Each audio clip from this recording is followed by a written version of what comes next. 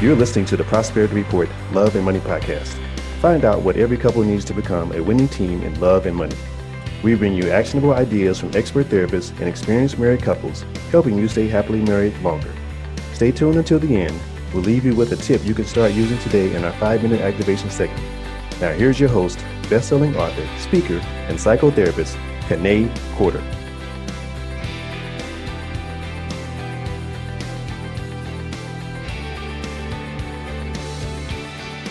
Marriage is a powerful concept that individuals can grow from if they are vulnerable. Vulnerability, however, can sometimes leave us feeling weak and leave us hurt. Whether in marriage or otherwise, we all have past hurt, and we need to heal from those emotional wounds. Well, it's Mental Health Awareness Month, and mental health awareness is about getting our mental and emotional checkup to heal from our past wounds, letting go of old patterns that no longer serve us and embracing new opportunities that are for our best and highest good, in my opinion, is the best way to heal. A happy marriage is less about what we have and more about who we are becoming together as a couple as we grow. Today, we speak to Porsha Jones, licensed marriage and family therapist, about ways to connect as a couple to avoid divorce and stay happily married. We also discuss how to avoid abuse and control that can sometimes creep up in an unhealthy marriage. In our last episode, we discussed using mental illness to control relationships. In this episode, we talk about using invisible weapons like money, status, and emotional attachment to control and abuse. But there are many positives in this episode too, like how powerful money can be for a marriage and ideas for healing a troubled marriage. Porsha Jones gives us insight on couples counseling and how to stay happily married. Porsha has a successful practice with Grow Counseling in Atlanta, Georgia, where she serves affluent, athlete, and high-profile clients. Porsha has been in the counseling field almost 10 years. She joined Grow Counseling a few years into her career and enjoys seeing couples on a variety of challenges, but specializes in infidelity and domestic violence. So she's going to share her insight with us today. So let's get into our conversation with Porsha. Hey, Porsha. Hi, Kanae. I'm so excited to be here speaking with you this afternoon. Yeah, I'm excited to have you here because, we have great conversations on the side about all of the topics we're about to talk about today. But it's good to bring it to the public so they can learn and grow, pun intended. I like it. I like it. So, as you know, as I mentioned before, I always start this conversation with the question, what is your idea of prosperity? And I love that question. I can't say that my idea would be vastly different from many others, but overall, I think having a rich and full life, which I think encompasses, of course, money, right? Mm-hmm. So I think a lot of people associate prosperity equals money, but I also see it encompassing having a rich and full life of connection, safety, and happiness. Yeah. Let me take it further. I want to ask you, when you say connection, is that like your connection with people? Is that like a spiritual connection? Tell me more about that. Right. It's your connection to, yes, people. I would want to say important or primary attachment figures in your life, whether that's parents or whether that's your higher being, God in your life, or family members or friendships. I love Brene Brown. She's a researcher on vulnerability and empathy, and she talks so much about connection and how human beings are wired for connection, for survival. And so I don't want to underscore the importance of connection encompassing prosperity. Yeah, absolutely. And that's what we talk about in brain-based financial therapy, but also in brain-based hypnotherapy. Our brains are wired to connect. And when we get disconnected, that's a form of grief or panic that we go into when we're Yeah, disconnected. So the further you are away from that connection, the further you are away from your idea of prosperity, most likely. absolutely. It's kind of like that old saying, money can't bring happiness or that rich and full life if you have no one to share it with.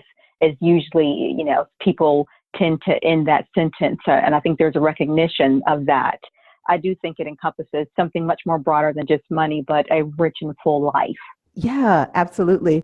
And I know that one of the sayings that I say quite often is it doesn't have to be lonely at the top. You can take people with you because I think that's, society has told us that it's lonely at the top, but it doesn't really have to be if you connect Hmm. and take those people that you've connected with you and also the right people because we tend to focus our energy on the wrong people rather than the ones who can really help and connect with us. We're fighting to work with people who are not going to fulfill us, really. And I'm sure you've seen that in your career.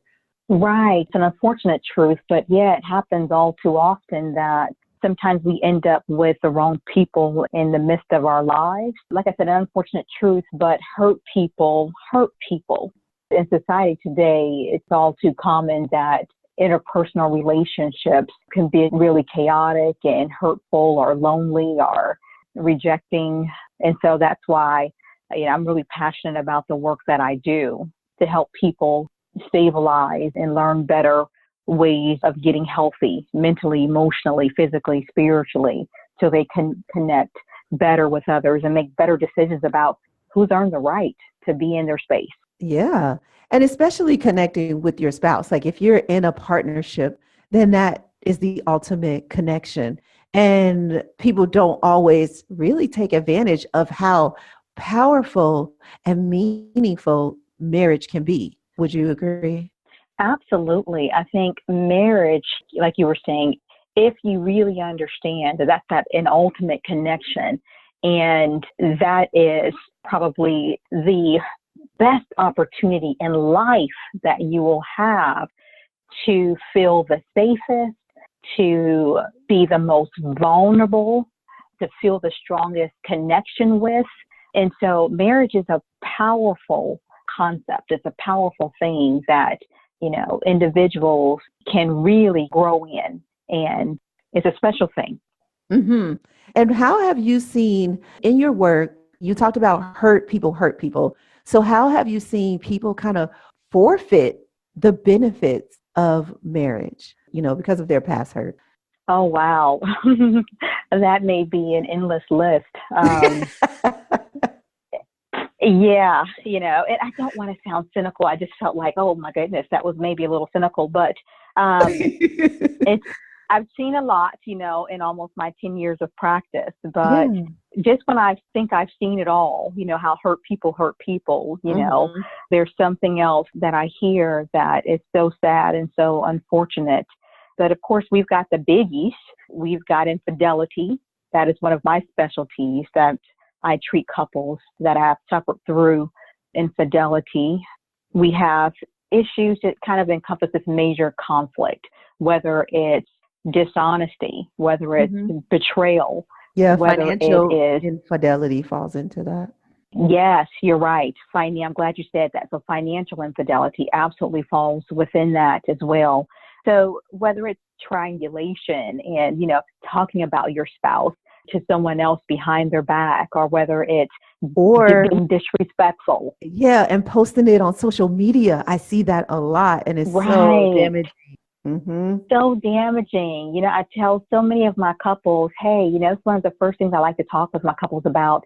How can we begin to insulate your relationship and your marriage and how to begin to protect that? And one of the first things that I'm a firm believer that gets in the way that really needs to have some really strict boundaries is social media. So you're absolutely right about that. That's something that's newer. That's something that's more relevant Yeah. now than it was even 10 years ago. Yeah. I literally see couples divorce over Facebook. So that's hmm a big one. That is so bad. So we talked a little bit about financial infidelity. So I want to go there a little. How have you seen finances affect couples? And I guess negatively, Well, positively, you know? Well, if we can say positively, and you don't really hear about the positive stuff sometimes in the therapy room, but I'm a Right. strengths-based therapist. So Me I'm too. always looking for, right, the staying solution focused. When is the problem not a problem? And when they feel most heard and most on the same page and share the same values and interests around the money, Hmm. is when it becomes a strength for the couple. Yes. And when they have money, okay, there is an Yeah. issue of having money, having enough money versus having too little of money. So Yeah. those would be strengths for couples.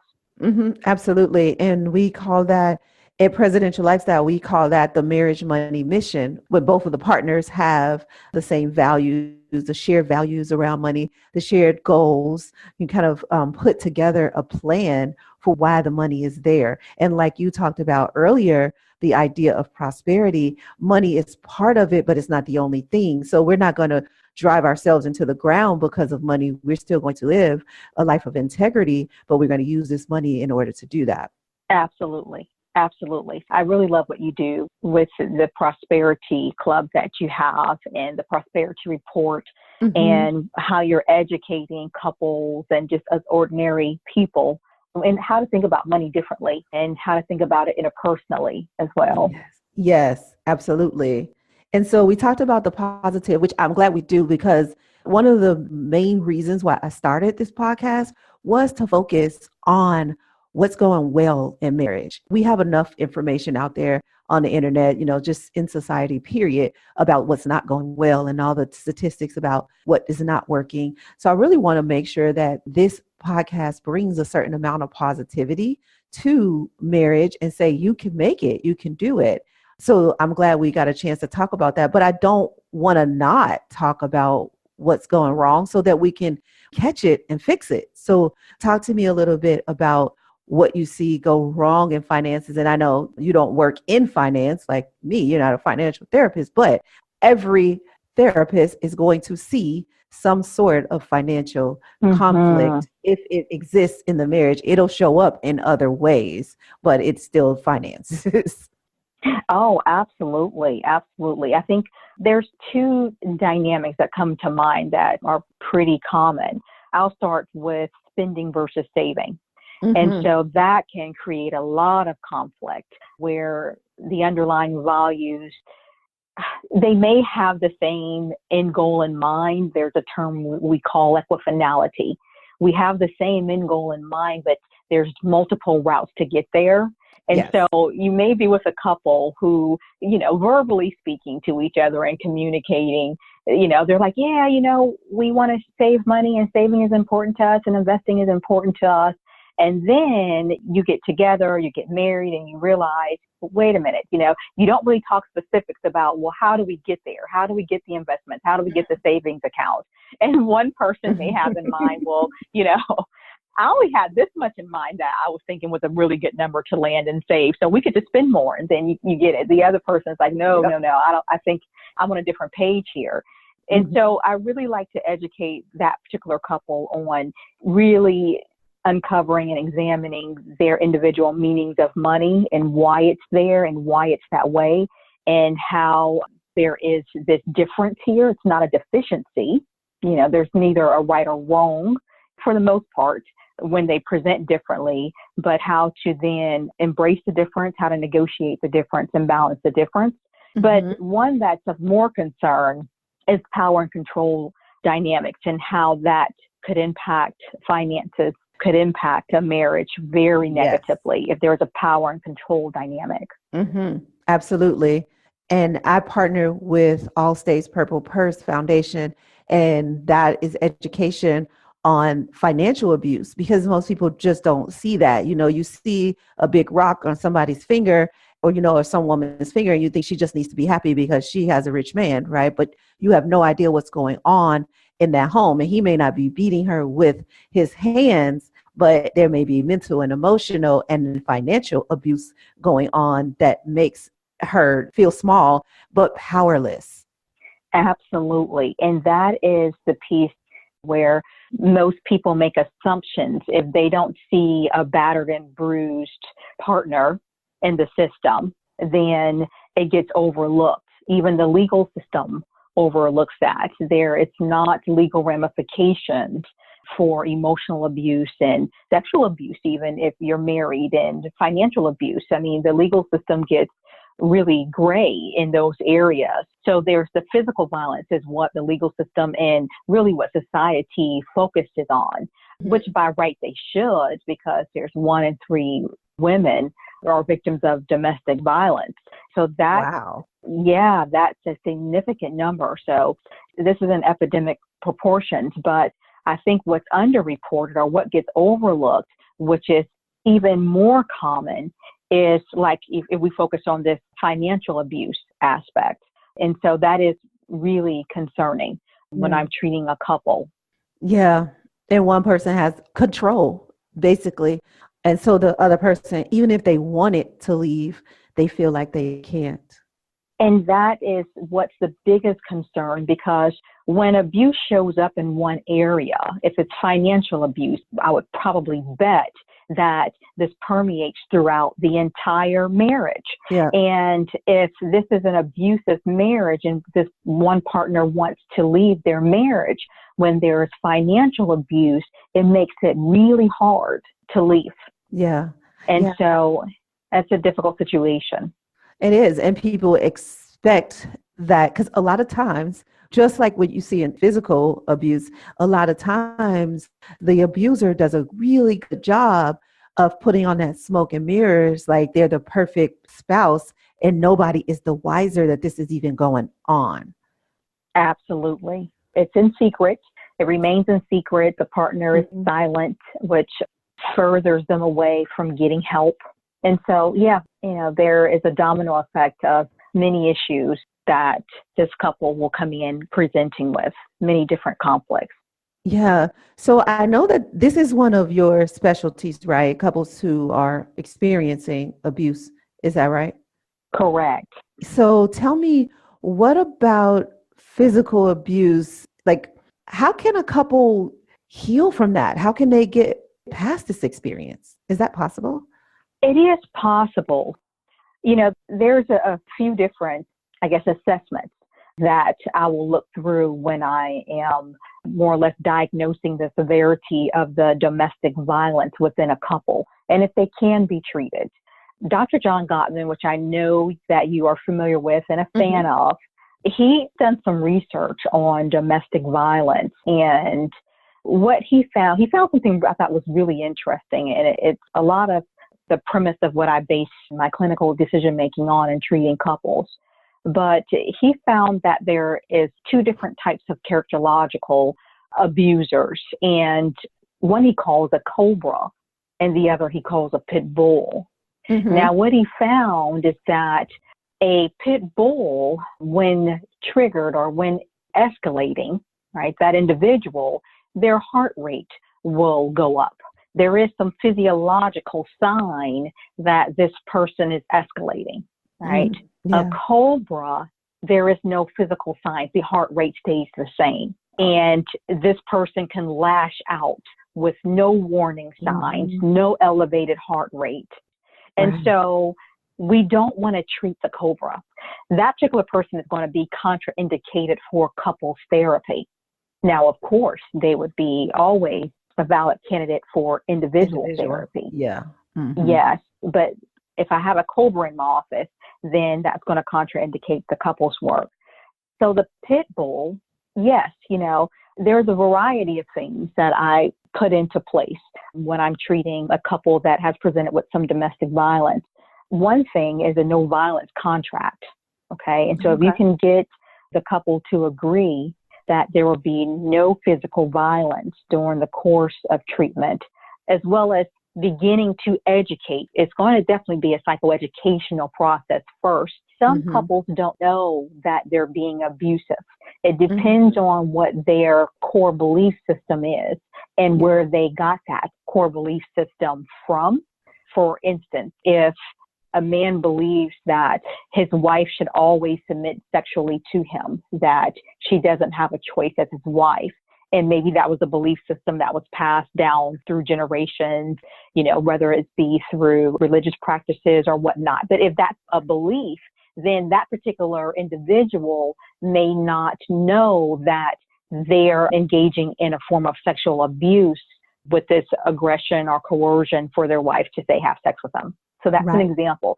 So the education piece is huge for these type of couples to begin the healing process and to begin treatment. Does that make sense? Yeah. And it sounds like some individual therapy in conjunction with the couples therapy. Absolutely.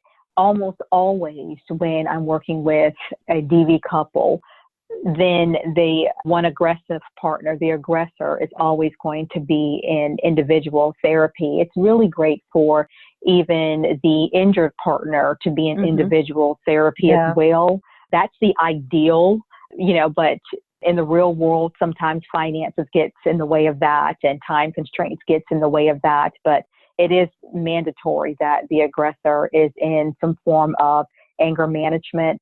And hopefully by then it's not court mandated. Many times the aggressor is court mandated to family violence intervention programs, right? But as I'm in private practice, I get couples that are not mandated, which I think is great because they're coming into the office. You typically won't see a COBRA come into the office anyway, because they're so far removed from really taking any ownership that they have a problem. But you will see pit bulls that are coming in with a lack of coping skills. So it's going to be really helpful to begin teaching timeouts, things like that may sound simple to you and I, but many couples have not ever learned how to take a healthy timeout, right? You can do the whole talk to the hand, walk away, Right. So there's many timeouts, quote unquote, that couples give themselves, but they can be very destructive. Yeah, absolutely. And further escalate, further escalate these cycles. And John Gottman talks about that too, the stonewalling, that sometimes escalates, whoever's doing the stonewalling, it escalates the one who feels like their emotions have been put on hold or in hostage because they can't respond. It's been shut down. Yes. So that really further angers, the other partner and escalates the situation pretty rapidly. We like to implement strategies that talk thoroughly through when one person calls a timeout, what's going to happen. I really walk the couple through what's going to happen, because if they can predict what's going to happen next, then my emotional pursuer, who is terrified of not being heard in that moment, or the problem's not going to get solved, or they're going to lose their partner in that moment, then we can reassure that partner that, hey, your partner's just going to go cool off over here, practice some healthy coping skills and some relaxation skills for 30 minutes. They're just going to be over here in the next room, right? And they're going to meet you right back here at the kitchen table in 30 minutes, and then we're going to reengage. Yeah. And so that significantly calms the system down and de-escalates the system versus further escalates it. Yeah, absolutely. As a financial therapist, I work with couples often, but I also work as a trauma therapist. So I see patients come into the office who have been abused. Now, this may have been in a marriage. It may have been not even a marriage. It's in a relationship, and sometimes as a child.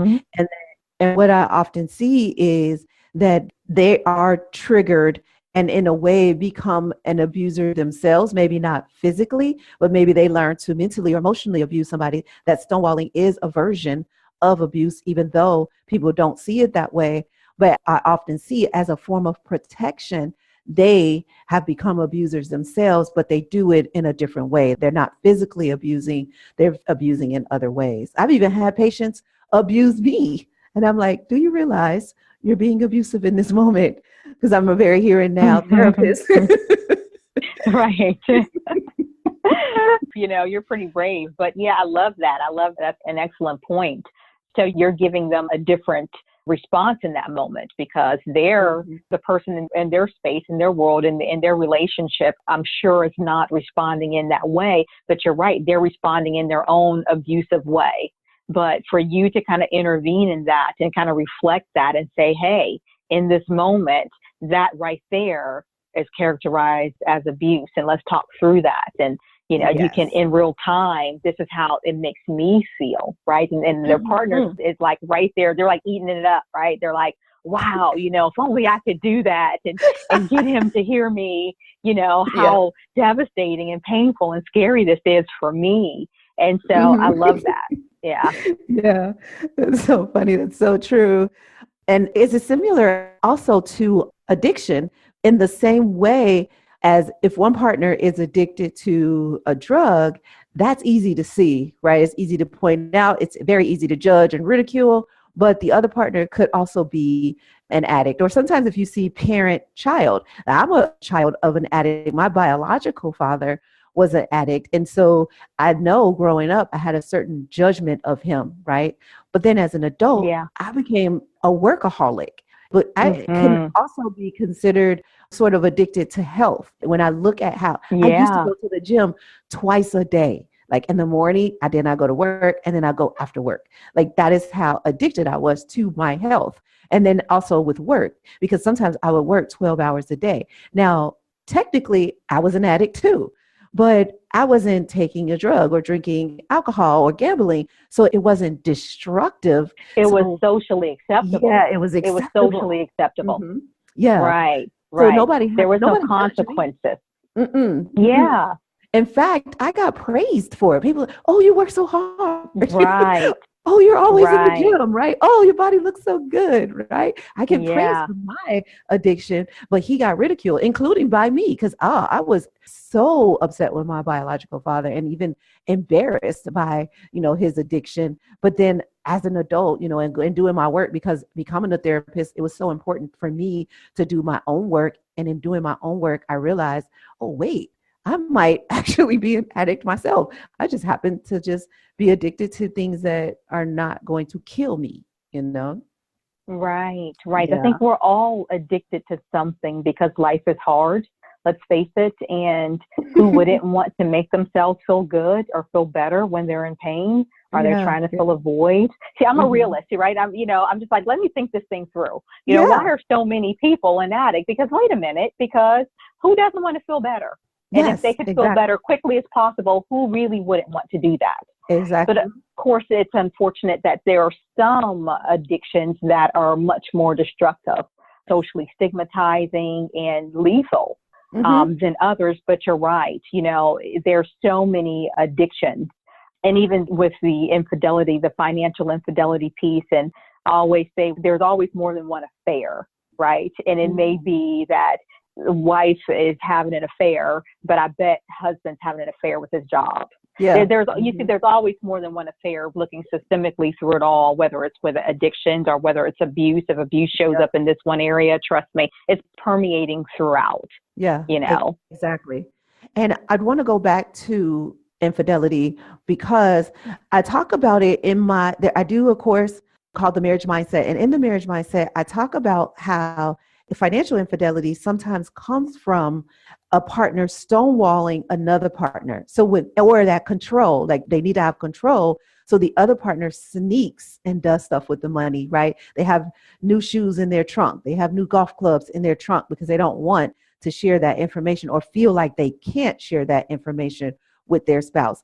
And so when I look at other areas of infidelity, not just financial infidelity, sometimes there's a trigger that causes that infidelity, but the other person doesn't like to take responsibility. Like you said, the wife had an affair, but the husband was already cheating with his job, right? He was already making his job his wife. So she felt like she needed to go somewhere else to get it. And I see that with where the male goes out and finds somebody else because the female doesn't want to have sex with him, right? She doesn't want him anymore. So he feels rejected. Right. He goes out and gets it. But the only person a lot of times who has to take responsibility is the person who did the cheating, you know, person who had the affair. But talk to me about how much responsibility the other person should take, and I hate to use the word should, but, you know, has in this situation. Yeah, well, there's a reaction to every action, and there's someone that's going to be in the hot seat when they get into my office. Typically, it's when we're talking about some kind of an infidelity. And if there's the immediate betrayal and there's one partner that is severely injured and it's evident who that partner is, then of course we're going to deal with that first in the therapy room. But there's a second stage of therapy. So that first stage is kind of the impact. So we've got to kind of assess the damages here. One partner is severely hurt, and there is one partner that has really committed a significant moral crime against their partner. Mm-hmm. We don't get into the why it happened in that stage one, okay? So we want to stabilize the injured partner. Because typically when someone cheats sexually, that can be absolutely traumatic. If someone cheats financially or has a gambling addiction and you realize one day you wake up and we lost our house, right? Mm-hmm. Extremely traumatic. Mm-hmm. And so those are moments where there's one partner that may be suffering from PTSD or post-traumatic stress syndrome. Mm-hmm. So it's really important that we have to stabilize the emotional injuries that occurs from infidelity. But there is that, to your question, there's a second phase of treatment. That is the longest phase of treatment, or the longer phase of treatment out of the three phases. And the third would be kind of moving on and moving past the incident, but would be the question of how did this happen? Mm-hmm. What role did each of us play? The person who's done the cheating, they're 100% responsible. No one held a gun to your head kind of thing, and made you violate our relationship or betray me in that way, right? Mm-hmm. Your choice 100%. Yes. But after we've made that point clear and we've stabilized the injured partner, then that thing didn't just happen overnight, right? There was a number of events that both people were responsible for that allowed this vulnerability in their marriage, in their relationship. And so we do assess that. I do allow space for that. That's probably the most important phase of the therapeutic process when I'm working with infidelity. Why? So this doesn't happen again. Yeah, absolutely. That makes so much sense. And that's the most important part of it, because if you're going to stay together, you've got to forgive and you've got to find a way to prevent it from happening in the future. I've had a couple of guests on in the past that talked about some heartbreak in marriage. And, one woman said her husband wasn't always there. Like, he just wasn't always there. Some of it was infidelity, some of it was work, but he just wasn't present. And it was heartbreaking for her. She just felt very rejected. And then the other woman, she didn't go into specifics in her relationship, but she just said being married for 46 years and the other women that she knows, the people that she knows who have been married as long as she has, they have experienced some heartbreak during those 46 years. You can't expect that every day is going to be Disneyland and Disney World. Absolutely. Yeah, this could be your knight in shining armor, but sometimes he is going to be the dragon. Absolutely. And forgiveness is possible, but you have to get treatment, because you can't just forgive and forget, because it's like the cycle of addiction. You're going to relapse, right? The person, the system itself is going to relapse into some old patterns that result in the same similar behavior. So it's so vital to get professional help when those type of things happen in a relationship. Yeah. And I have 3 more questions for you. But one of them, you said it's so vital to get professional help. And what I find sometimes is that couples wait and wait and wait and wait so long to actually get professional help. What are your thoughts on that? Yeah. Research shows that on average, the couples wait 6 years, or it takes them 6 years before they enter into therapy. So it's really late. So I love to do premarital counseling, and I love to talk to just my friends and family and just kind of market this service for people of all socioeconomic status and ethnic backgrounds. The importance of therapy being utilized, not just when there's a problem or when you're in crisis or you're on the final thread and then we're going into therapy, right? But on the flip side of that, it's never too late. It's never too late. As long as I've got 2 partners that are willing to work, the later, the deeper the woundedness is, right? We're really dealing with woundedness. The longer and the harder the work will be, but, it's never too late. I've seen tremendous success and growth and repair and healing that's happened right in front of me. So I've witnessed it, but I've also witnessed uncoupling and divorce and separation. Yeah, I posted on social media before that this is the only job where you look forward to getting fired, right? Because if they work, then they don't need you as much. And sure, like you said, there's a maintenance they can do, but the overall like ongoing therapy, they really have sort of graduated from. So they're going to eventually fire you, and you're like, yay! You're excited to get fired. Right. It's definitely bittersweet. You're right. You're so happy for them, and then we're human in the room too. And I don't know about you, but, I enjoy, I would say, most of my clients for sure. And we enjoy our time together and to walk through life together. And so it is bittersweet when they get better and they can walk on their own. But you can see the progress. Absolutely. Exactly. And it's such a blessing. I mean, I just feel so grateful to be able to go on that journey with my patients. And when they do sort of graduate, it is such a great feeling. It's just like, wow. And we do a lot of recap. I do recap all the way through, whether I'm working with a couple or an individual. And we do a lot of recap. But one of the first questions I ask patients is how they want to show up in the world. And sometimes they don't know, they don't always have the answer. But as we work through finding that answer, how they really want to show up, then at the end, when we look at them and they've shown up, it's like, look at you. This is what you did. They're like, oh my gosh, I said I wanted to do it, and then I did it. I'm like, yeah. So it's just so rewarding to see it and to be a part of it. So I can imagine even more absolutely with couples, but then especially couples who have come from so far, being so broken and so on the last thread, like you said, but to come back from that must be amazing. Yeah, it's miraculous to watch, how therapy helps restore individuals and couples, and it really works. It's not some mysterious voodoo thing we do behind a closed door.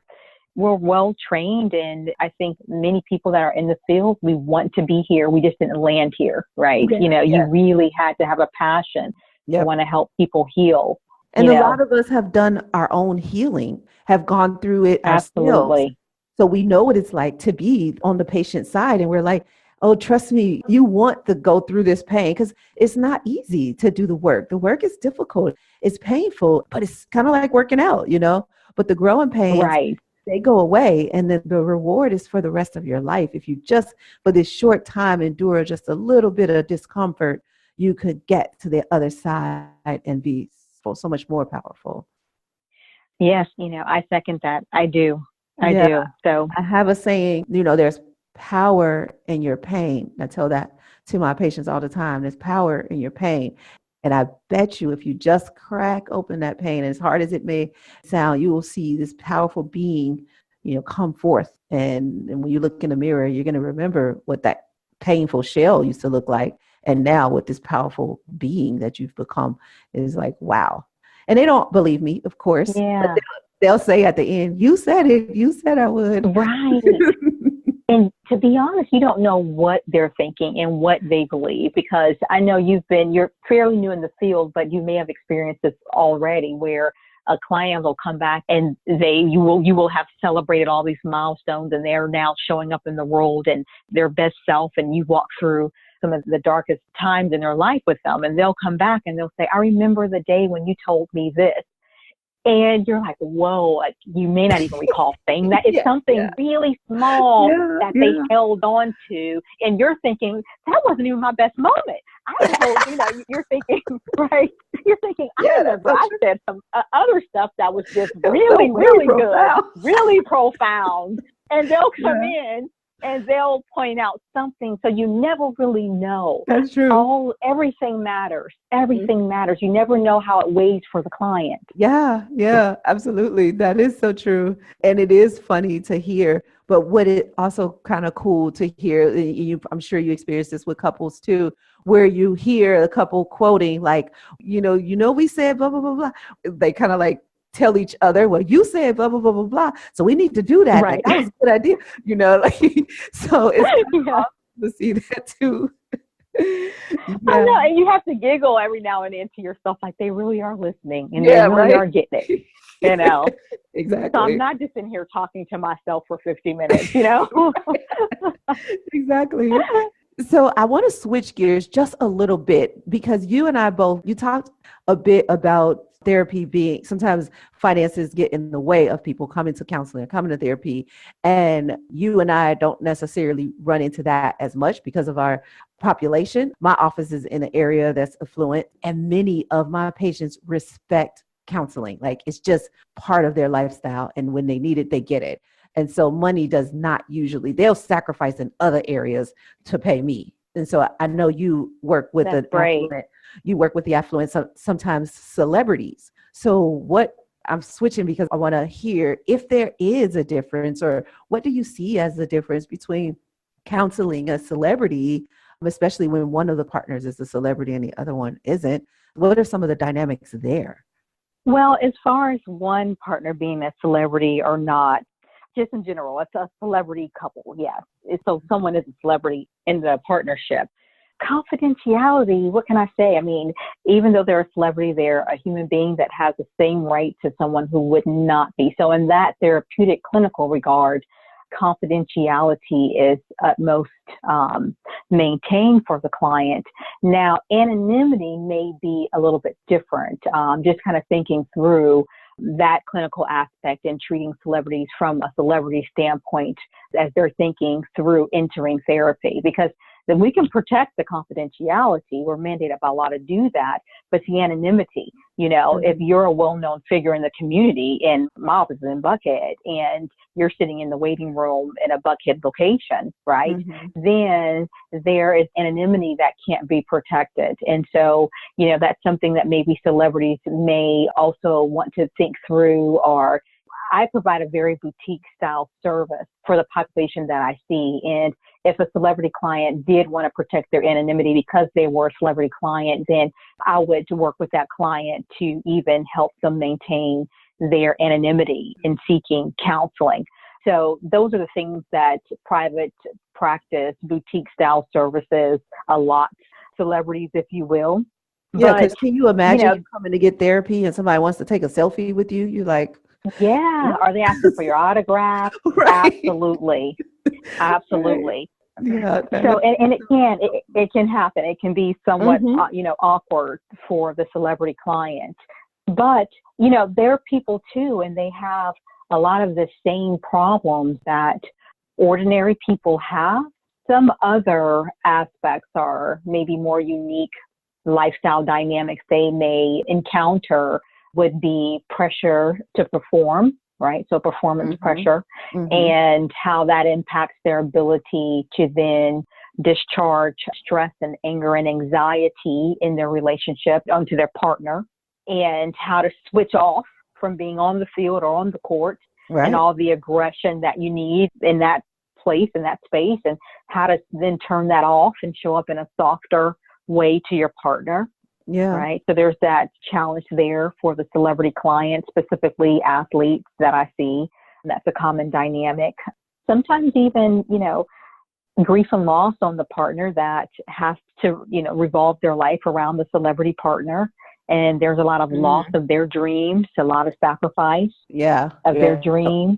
Yeah. And I don't specialize in celebrities, and I've had 2 celebrity clients. One of them was retired, and oh my goodness, it was very, very difficult. It was basically a traumatic experience. Now, I work with retirement all the time. That's one of my specialties. But retiring from football is much different than retiring from a corporate job at 65 years old. Retirement from football at 35, right? 35. And don't even have another plan. It was a very, very tough patient. And this was very early in my career, one of my first patients actually, but it was really rewarding to be able to walk with him, but he had so many different aspects. It was trauma, it was addiction, it was, abuse. It was so much. And we ended up doing some Injuries, family therapy, traumatic but brain injury. yes, exactly. It was so Yes, many that's levels. a big deal. Yes, Yeah. especially with not just a celebrity client, but for my clientele, the celebrity athlete client, now I'm dealing with possible brain injuries. Yeah. And some of them are undiagnosed, but they have this rage and this uncontrollable anger. And so Yeah. absolutely that's going to impact their relationships. Yep, absolutely. And not just their marriage, their relationships, period, including the relationship with themselves. Yes, absolutely. Yeah. So I have one last question, and it's one of my favorite questions. Sure. So, what would you say is the best marriage advice you could give our listeners, or the advice that maybe you hear people wish they had gotten when they're any kind of little golden nuggets you can give the listeners? Wow, it's so many because I love asking many couples who have been married for 30, 40, 50 years. Mm-hmm. And so I'll just walk up to just strangers, and or I just, happen to walk past the one in a restaurant. I typically say, "Can I ask you guys a question? You're so cute." It's an old couple, Mm-hmm. but yeah, it's like the key to life, right? I mean, Yes. the key, this connection, if we've kind of determined that connection, a safe, secure connection is the key to life, and marriage encompasses that. Of course, it's like we want to know what's the best marriage advice.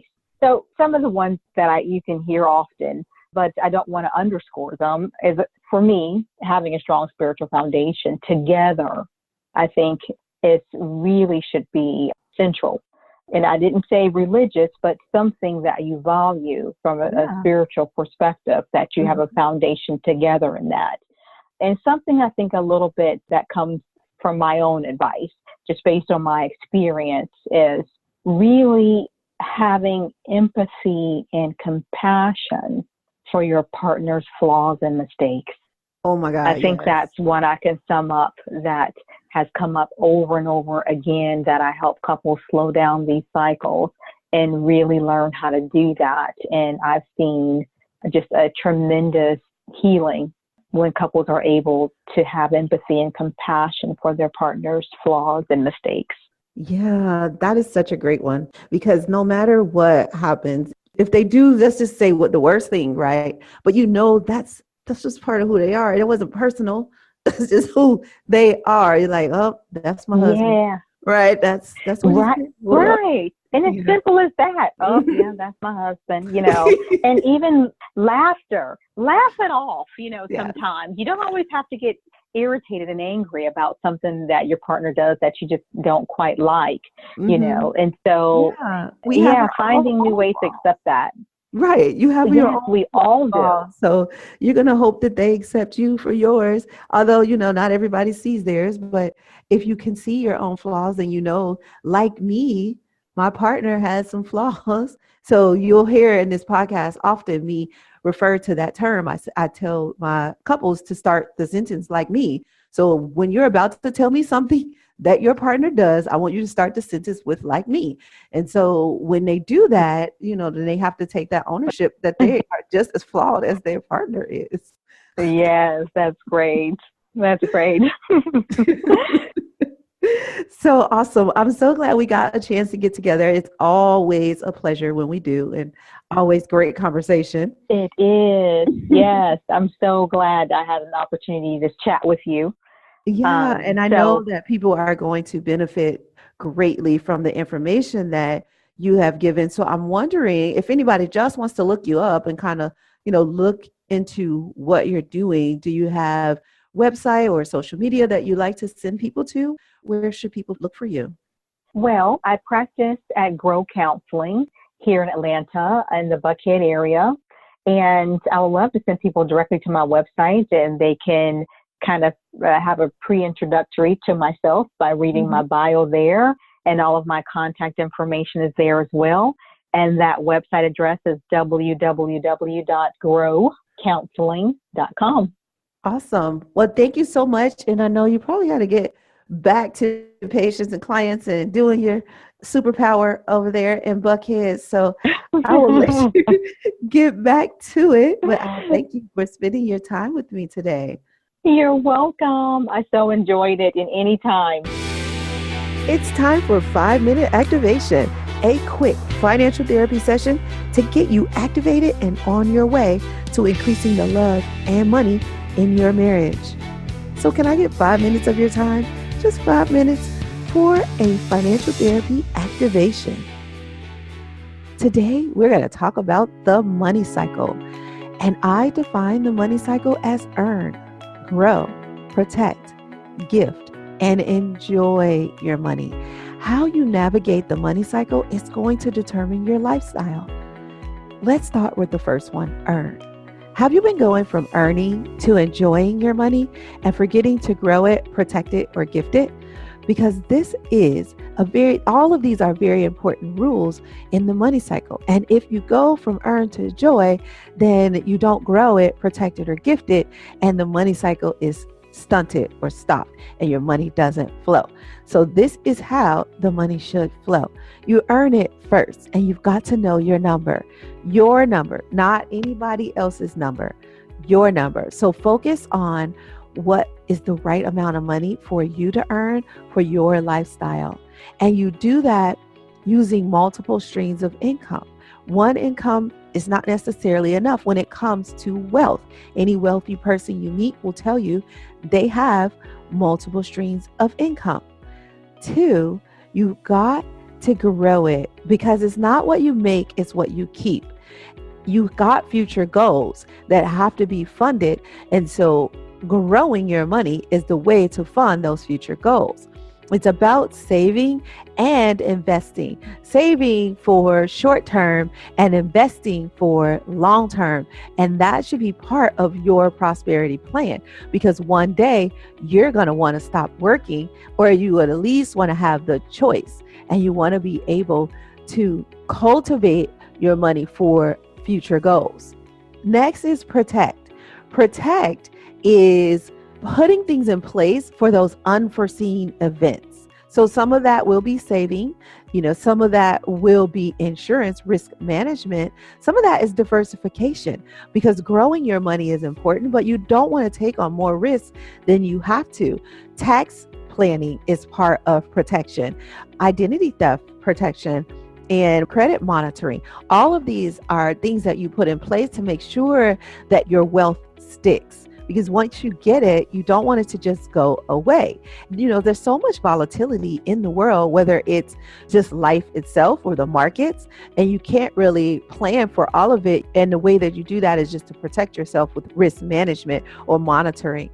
And then it moves on to gifts, because gifting is a big part of keeping the money flowing. And a lot of people say it's better to give than to receive. Well, I believe that giving and receiving are equal. So if you're going to be receiving money, then you want to equally give. And I don't mean, give the exact amount that you received. I just mean the energy and the art of giving should equal the amount of enthusiasm you have for getting.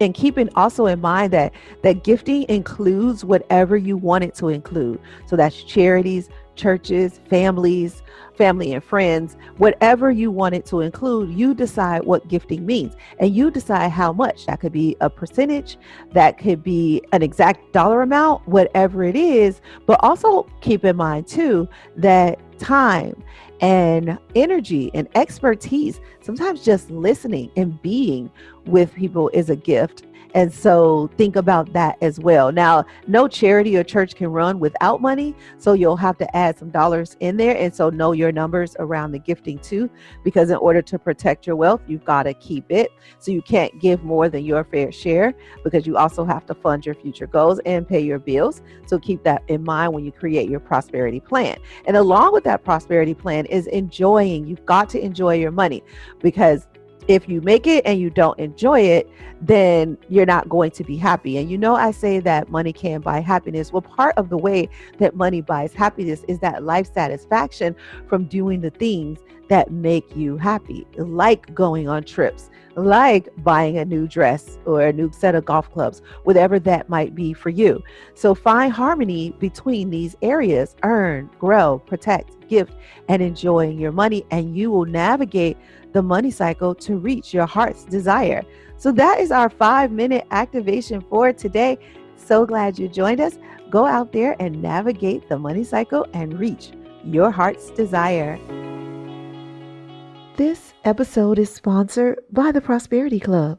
Prosperity Club is a community of powerful people who aspire to become a power couple. We bring you virtual money and marriage courses to help you become a winning team in love, life, and money. For only $97, you get 12 insight and accountability emails to help you build your prosperity plan, become closer, increase the love, and decrease the frustration in your marriage. It's simple.